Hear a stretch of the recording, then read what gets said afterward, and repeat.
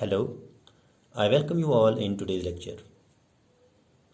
In the previous lecture, we had started with the bolted joints. In a bolted joint, we may need one or more rows of bolts as per the design requirement. The bolts in a multi-row bolted joint can be arranged in a variety of patterns, and the most common types of bolt patterns that are generally used in practice are chain bolting, staggered bolting, and diamond bolting. Actually, diamond bolting is a special case of zigzag or staggered bolting. In chain bolting, the bolts are arranged as shown. That is, the arrangement of the bolts is in rows. And the terms, that is edge distance, end distance, pitch and gauge, have already been covered in the previous lecture.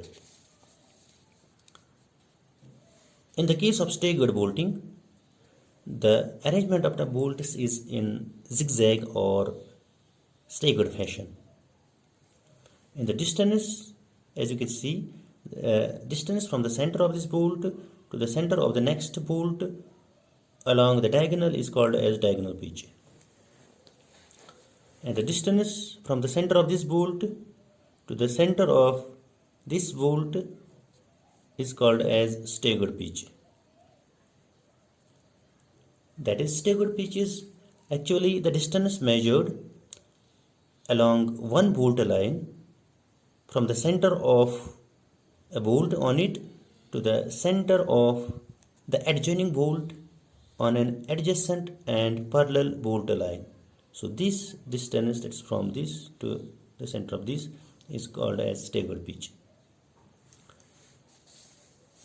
Similarly, in diamond bolting, all the bolts are arranged symmetrically about the center line of the plates, and the number of bolts goes on increasing towards the center of the joint. Diamond bolting is the most efficient among the types of bolted joints. Now, as per Section 10 of IS 800/2007 and Clause 10.2.2, this clause actually pertains to minimum pitch distance. That is, it pertains to minimum pitch. And as per this clause, the pitch shall not be less than 2.5 times d, where d is the nominal diameter of the bolt or of the fastener,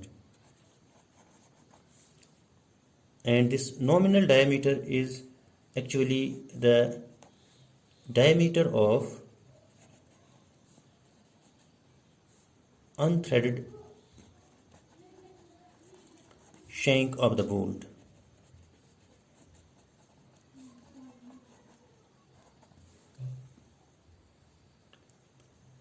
The code specifies the minimum pitch because we need sufficient space between the bolts in order to tighten the bolts using impact wrenches. Further, to prevent bearing failure, otherwise the material between the bolt holes may crush if we provide small pitch between the bolts. The code further specifies the maximum pitch,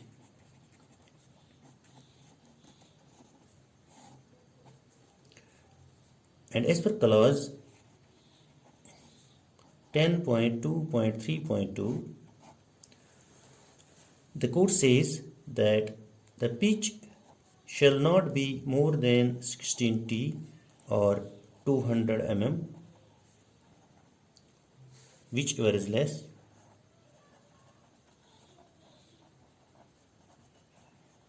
That is, you have to choose the lesser value between these two values, and this is for tension members, whereas for compression members the code specifies the pitch as, that is, the pitch shall not be greater than 12T or 200 mm, whichever is less, where T is the thickness of the thinner plate.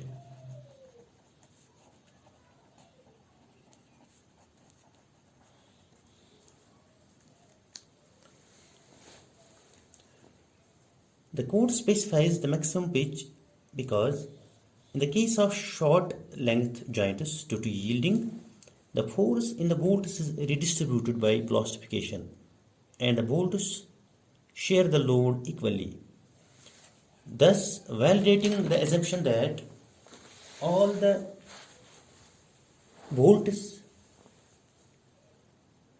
in a joint share the load equally. On the other hand, in a long joint, that is a joint in which the length of the member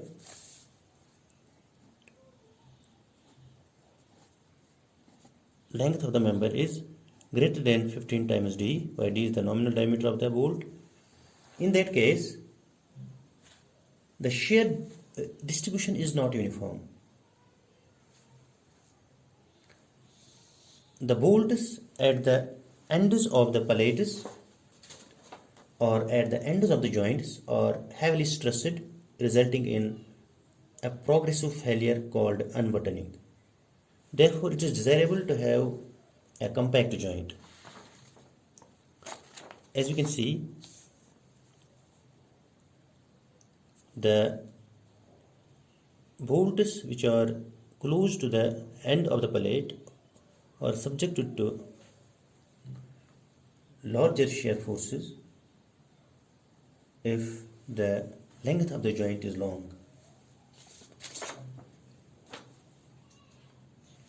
Further, the maximum pitch is specified to reduce the length of the connection as well as of the gusset plate, which further results in a compact joint, and there occurs a uniform stress in the bolts.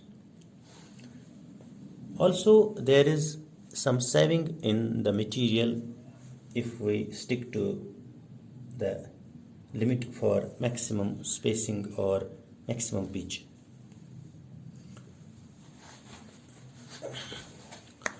Now, as per clause 10.2.3.1 of IS 800/2007, clause 10.2.3.1, which pertains to gauge or transverse pitch. Gauge is actually also called as transverse pitch. The code says the distance between the centers of any two adjacent fasteners shall not exceed 32 times d or 300 mm, whichever is less. That is, the clause says the gauge shall not be more than 32d or 300 mm, whichever is less.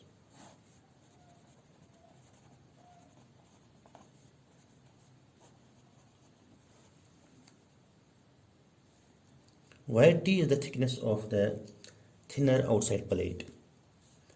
Further, G should be greater or equal to 1.25 dH. That is, G should not be less than 1.25 dH.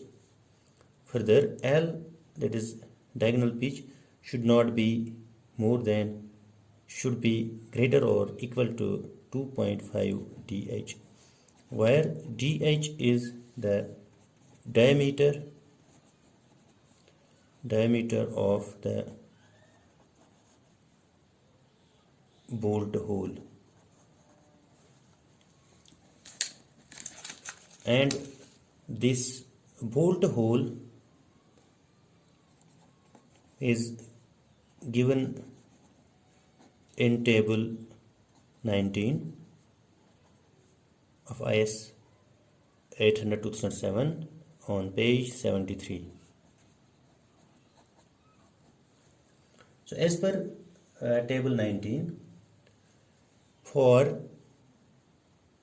nominal diameter of the bolt in the range 12 to 14 mm, the standard clearance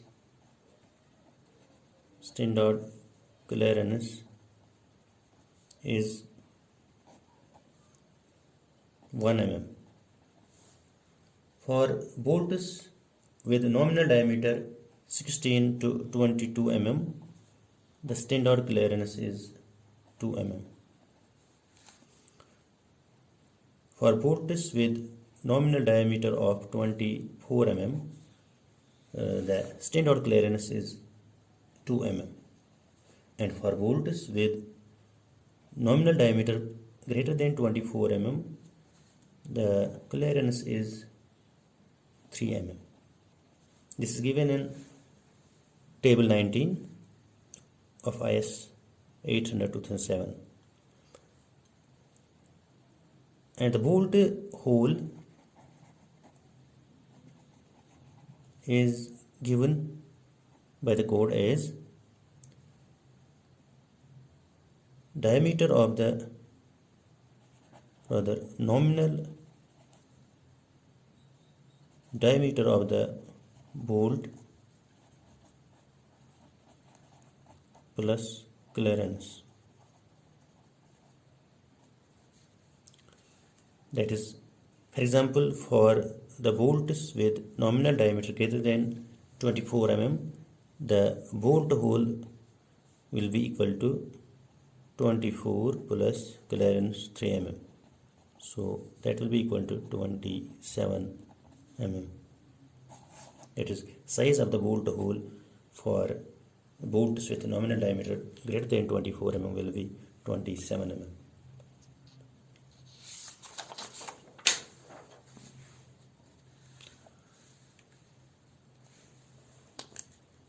Further, as per clause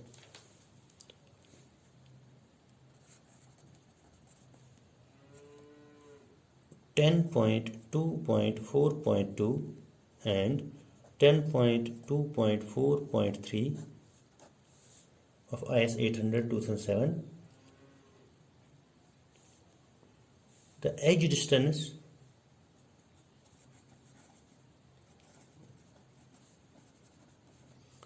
and end distance should be greater than 1.7 times dh. This is for shared or hand flame cut edge, and edge distance or end distance should be greater than 1.5 dh for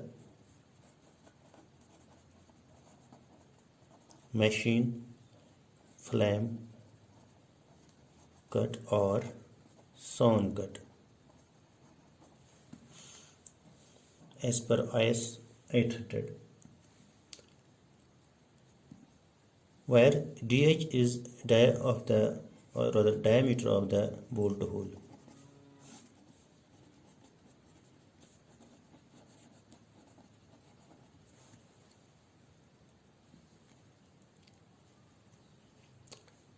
And the maximum edge distance,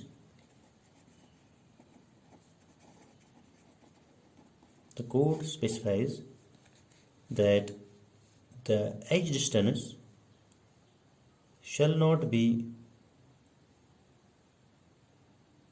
less than 12 times t into epsilon.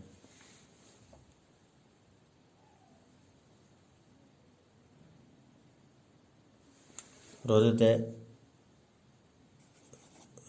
edge distance should not be more than 12 times T into E, that is where E or epsilon is 250 upon Fy raised to power 1 by 2, and T is the thickness of the thinner plate.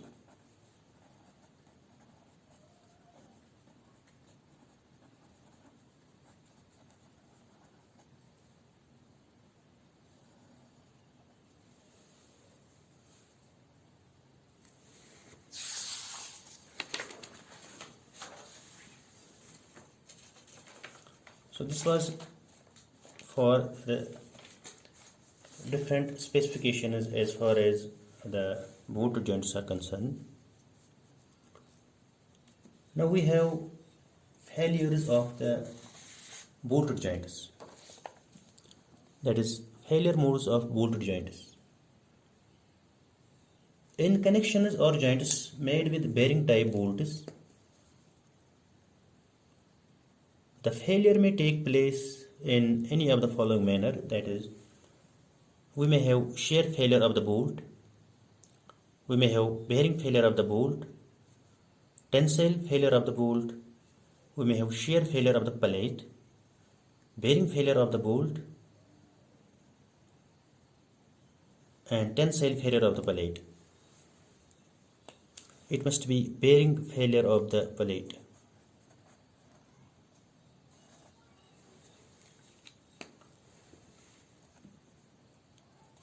So let's take the first one, that is shear failure of the bolt.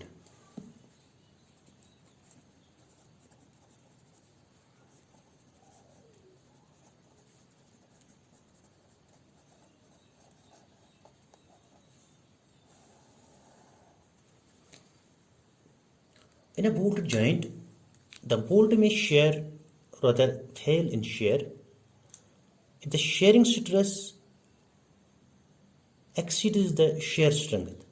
That is, if the shearing stress produced due to applied load exceeds the shear strength, the bolt may fail in shear. So there is a tendency that the bolts may shear at a section lying in the plane between the plates it connects. That is, the portion of the bolt above or below the interface between the plates may slide past the other portion of the bolt when it is subjected to load. Let us take the example of a lap joint in which bolts are subjected to single shear.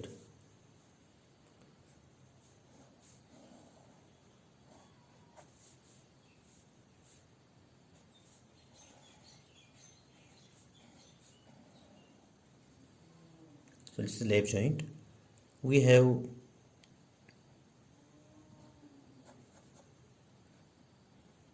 a bolt like this inserted into the plate, and after the application of the load, this is the up to the interface only, and if we apply the load,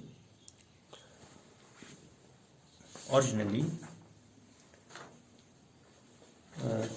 the bolt was in this fashion. So the bolt was provided in a lap joint and it was in single shear. So after the application of the load, the bolt may shear in this fashion.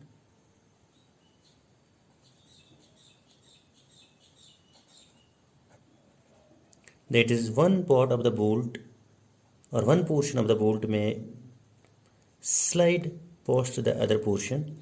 So that is at this interface the shear has occurred, as a result of which there is dislocation of the two portions of the bolt.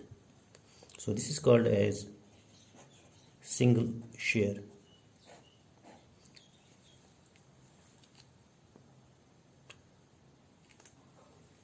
Similarly, we may have a bolt in double shear in the case of double cover part joints, whereas in the case of lap joints and single cover butt joints we may have single shear or single plane of shear. In the case of double cover butt joint,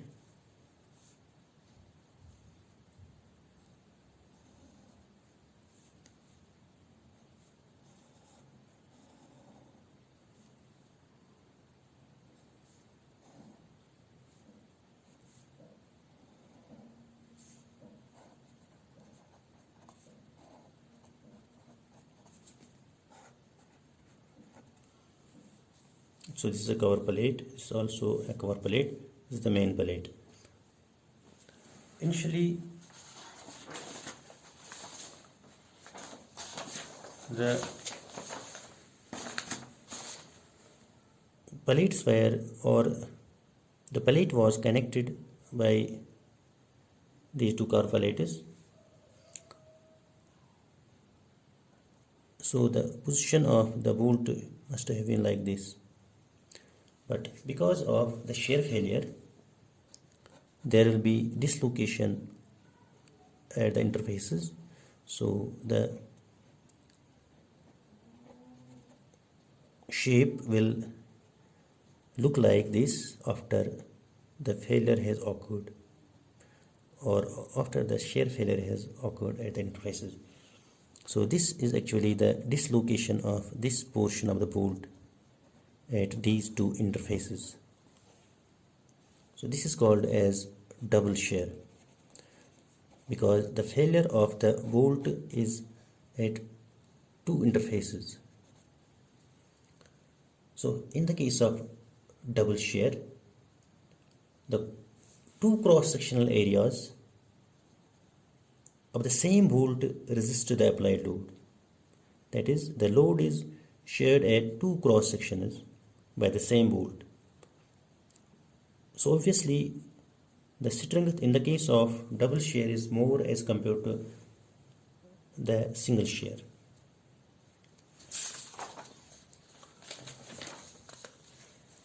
Now we have next, that is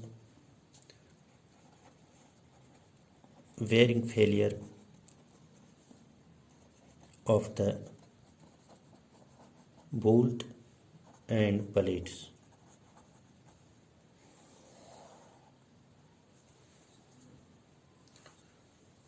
So the plate or bolt is crushed if the compressive stress exceeds the bearing strength of the plate or of the bolt. So a bolt may fail if the bolt is crushed or deformed by the plate acting on it, or if the bolt crushes the material of the plate on which it bears or on which it acts. As you can see, we have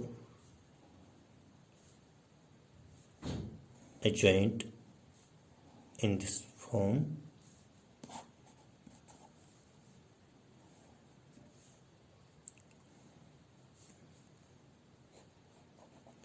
Actually a single cover butt joint, and if the connected plates are made of high strength steel, then failure of the bolt can take place by bearing of the plates on the bolts. If the plate material is weaker than the bolt material, then failure will occur by bearing of the bolt on the plate, and the bolt hole will elongate. As you can see, if this was initially the bolt hole, and if the strength of the plate is weaker as compared to, or lesser as compared to the strength of the bolt hole will elongate, and the bolt will actually crush the material of the plate. So finally the failure will take place like this. So this is called bearing failure of plate. And in the previous case, that is in the case of bearing failure of the bolt, the material of the bolt gets crushed by the plate. Then we have tensile failure of the bolt.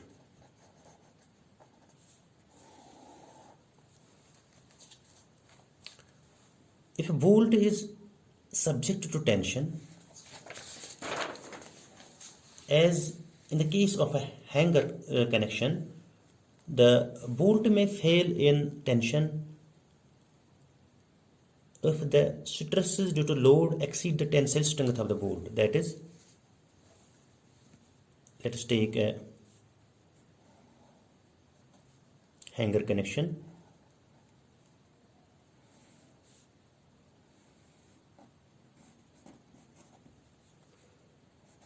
And these pallets are joined by bolts. This is the support.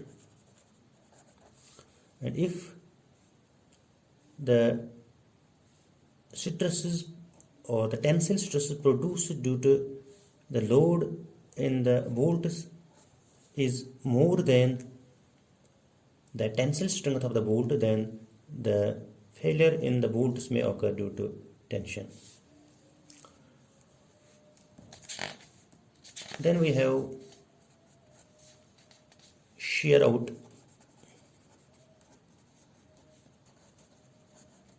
failure of the plates.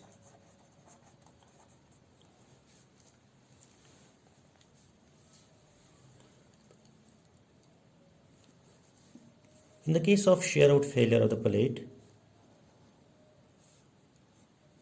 the portion of the plate actually shears out by application of the load.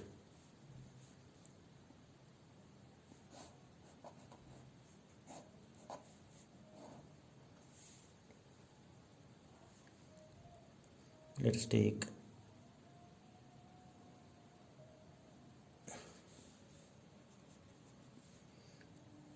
the lap joint. So this is the bolt, location of the bolt, and in shear out failure, the failure surface is like this. That is, this portion of the plate gets sheared off from the rest of the plate.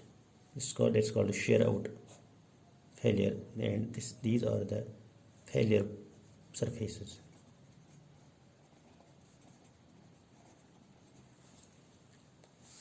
Then we have tension failure of plates.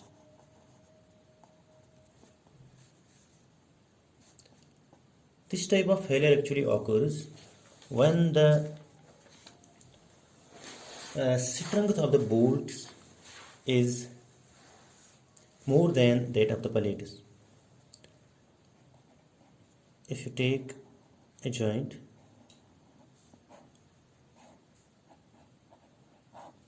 and it is subjected to load,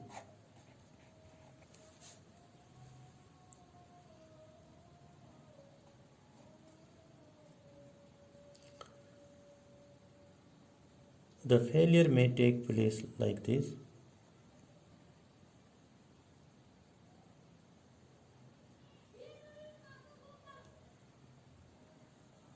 That is, one part may tear out from the other part of the plate, and this happens when the bolts are stronger than the plates. This is called tear out failure or tension failure. So let us wind out today's lecture. Thank you.